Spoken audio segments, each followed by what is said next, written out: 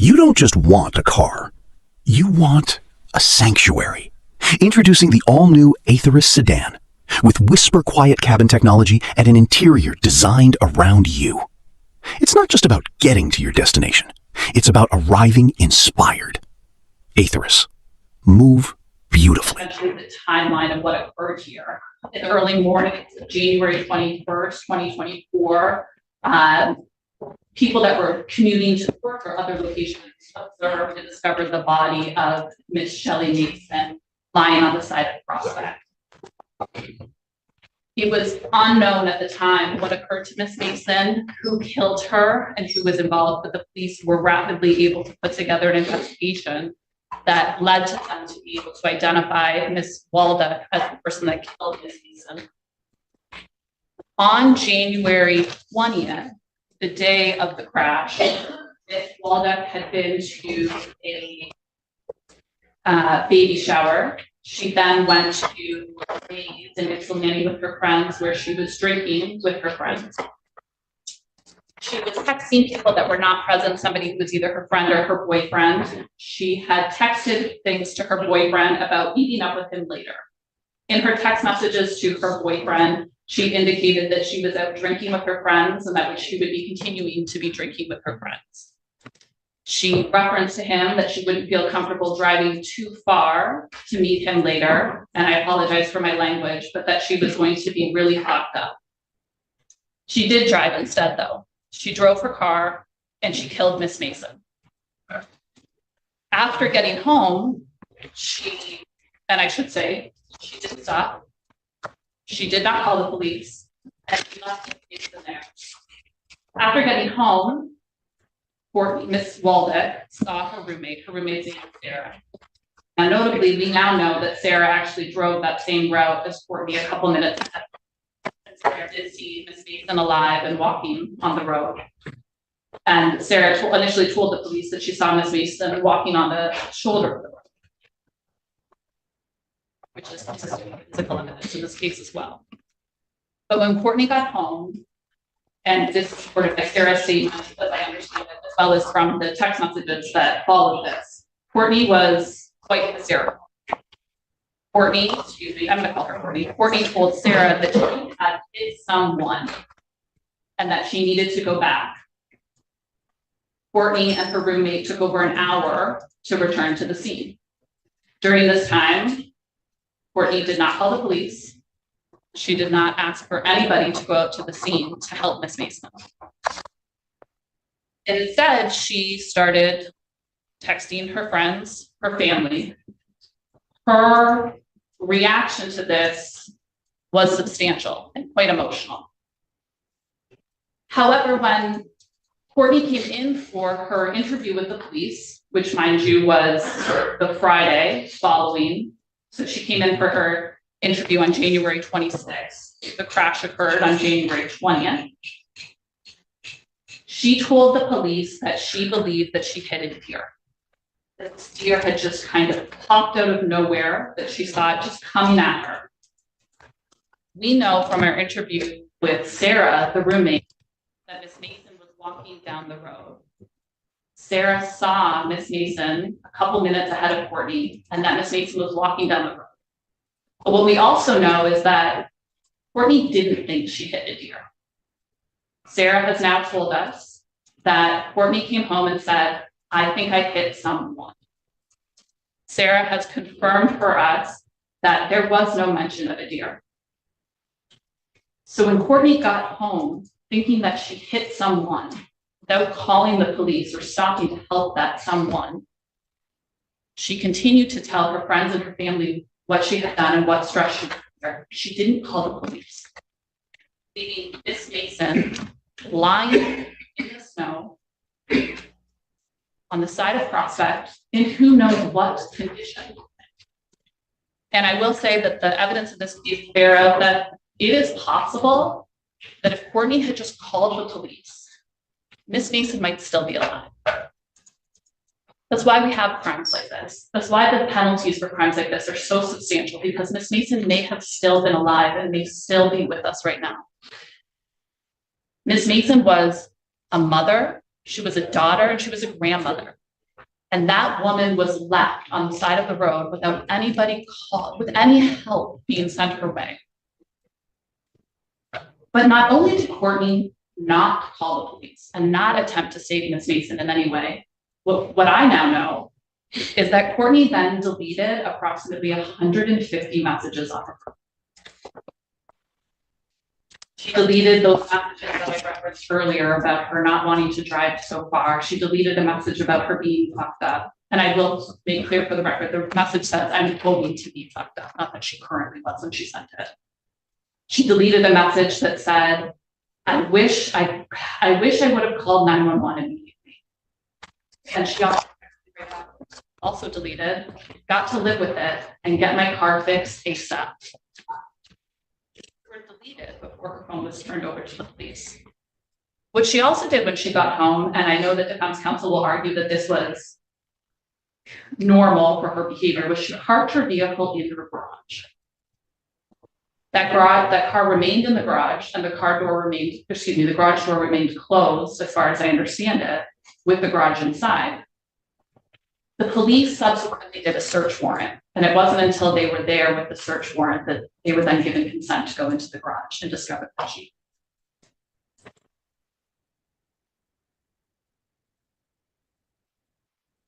Your Honor, her guidelines, as I score them, are 19 months, 38 months, as I currently have them scored.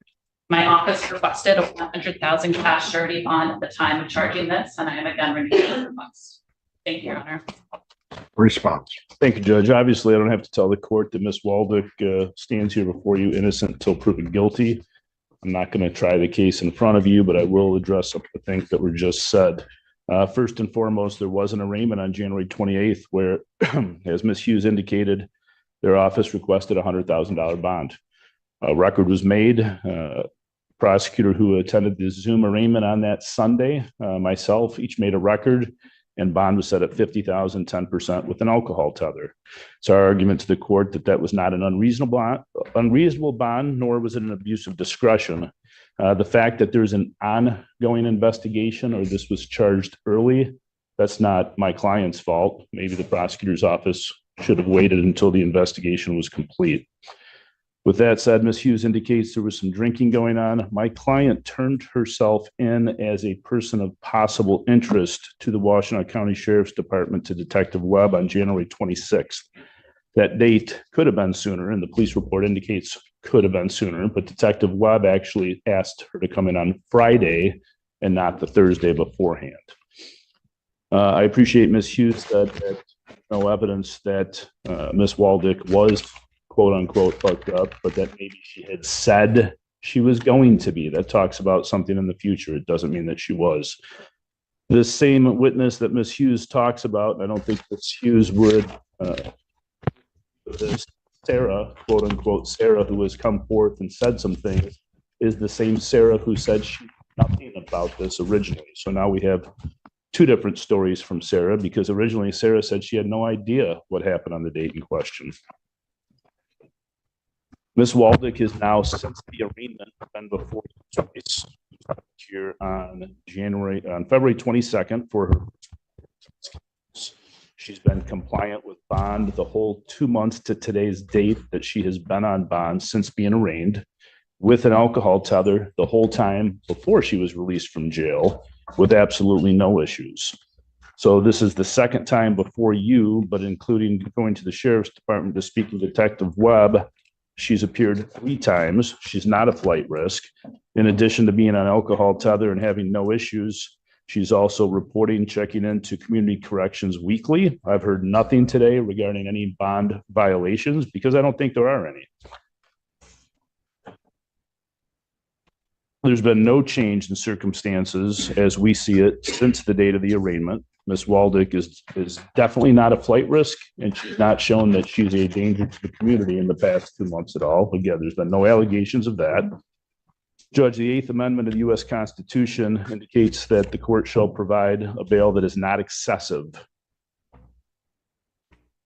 Stack versus Boyle, 342 U.S. 1, and People versus Edmond, 81 Mishap, 743 says bail that is set in an amount higher than reasonably calculated to give adequate assurance that the accused will appear is excessive under the Eighth Amendment. Edmund goes on to say that courts have held that money bail is excessive if it is in an amount greater than reasonably necessary to adequately assure that the accused will appear when her presence is required. Court rules are designed to enforce these principles, Judge, and under these rules, there's a double presumption that a pretrial arrestee will be released without any case bail requirement. And that's stated in 765.6, MCLA 765.6, that in part, a person accused of a criminal offense is entitled to bail. The amount of bail shall not be excessive. Court rules go on to indicate what the money bail should be and what is required, what's considered in terms of setting bond. And those things under subsection F 6.106 say a defendant's prior criminal record. She has none. Defendant's record of appearance and non-appearance or flight to avoid prosecution. She's been at everything. She's actually been at more. Well, that flight issue also includes concealment of evidence, doesn't it? And I guess this came up at the bench when we were here on, surprisingly, on 2/28 or 2/20, our last probable cause conference date, 2/22, when neither party had asked to address bond, but you had mentioned it. Well, counsel, if you want to point at me, I'll tell you exactly what I know about this case. What I know about this case is the warrants came to me. That's how I knew. And that it came to me because I'm in charge of all of these felonies and reviewing every bond that comes through. So that's how it came to me. So if you want to make dispersions against the court, go for it. Let's roll. I'm not making dispersions. I'm saying the court had asked us to approach and talked about bond. Because I'm putting everybody on notice where I am. That's why. Go ahead. You want to come at me? Let's do it. I'm making a record as to. No, go ahead and make your record. I'm just telling you where I am. In addition, and obviously we know that search warrants aren't necessarily evidence. I appreciate that you know things or allege things because you were a party to the search warrants. In addition to what I've already indicated in terms of bond, she's not a flight risk. She's appeared at every court appearance. She's gone to the sheriff's department, met with Detective Webb. She consented to a release of and a search of her phone. She doesn't have any shown history of substance abuse or addiction, a mental condition. She's employed, thankfully, at a local hospital. She's got family members here. She's probably got about 5 family members here. She lives locally. She's got ties to the community. Again, bond is set at protecting the community and a flight risk. I think that what she has shown over the course of the past 2 months is she's neither. I'd ask that bond stay the same. Thank you. From the people. Nothing further, Your Honor. Thank you. The court, in looking at the file and so that the record is clear, counsel came to the bench and the court was apprising counsel that the court had some concerns with the bond that was set. Neither counsel at that time was ready to raise the bond. There were certain things that came to the court's attention that were not in the magistrate's mind nor the magistrate's information at the time of the arraignment. I brought that to counsel's attention, quite frankly, out of fairness to both sides so that it could properly be argued before the court. What was not known, certainly to the magistrate at the time, was that there was this delay. There was information that was provided to the magistrate at the time regarding the defendant turning herself in, which was somewhat confusing as to how that occurred. And I apprised counsel of that. What my initial conclusion or what I saw was based upon what was presented to me prior to that hearing. Additionally, since that time, something that was not available to the magistrate were these text messages, which lead also to the defendant's knowledge, which play into this court's mind as to this defendant's danger to the public. Furthermore, there is, in terms of the issue of flight, of concealment of evidence and the like, now the deletion of text messages and other evidence in this case, which have just been alluded to, the deletion of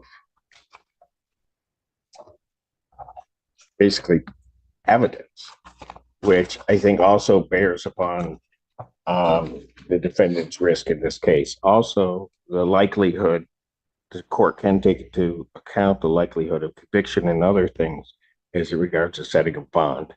But certainly there is now clearly more information that's available to the court regarding this defendant, the offense that was committed and the like.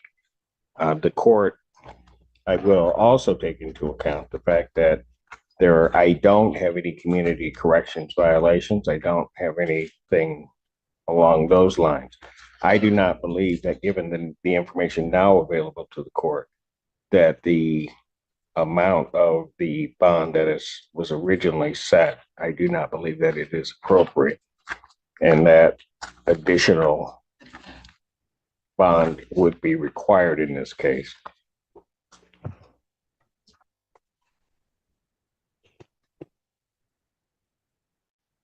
Defendant's bond, Mr. Allen. The defendant's bond in this case will be increased. I think that the amount requested by the people was an appropriate amount. Quite frankly, it was appropriate, but now knowing what I know, I would actually raise it beyond that, but I will not do so. In this case, her bond will be increased from $50,000 cash surety to $100,000 cash surety. Are they, counsel, just for the purposes of anything, are they able to do that right now? Or we've made arrangements. There's a surety bondsman in the courtroom who can do that. If you can give us 15 to 20 minutes, it'll be taken care of. She'll be taken back and do that. I think they can do that. Hold on, sorry guys. We need to arraign her on the information. I apologize. I interrupted all of our proceedings. Oh, okay. Yes, that's to the circuit court. We'd waive the reading of the complaint and have the matter set for circuit court pretrial. I asked that she'd stand. She stands. Defendant having waived from a reading standing mute, the court will enter a not guilty plea. Pretrial, technically, counsel, and I'll do it for the convenience of your schedule. Technically, she would be given the in date, but if it looks like you're going to post, I can give the out date. So yeah, she'll be out. She'll be out. May 2nd at 1:30 before Slate Thursday. Pretrial May 2nd, 2024, 1:30 before, that's a Slay Monday. Slay Thursday. Judge, after that surety is posted, can I come back with proof so that, please? Yeah. Thank you.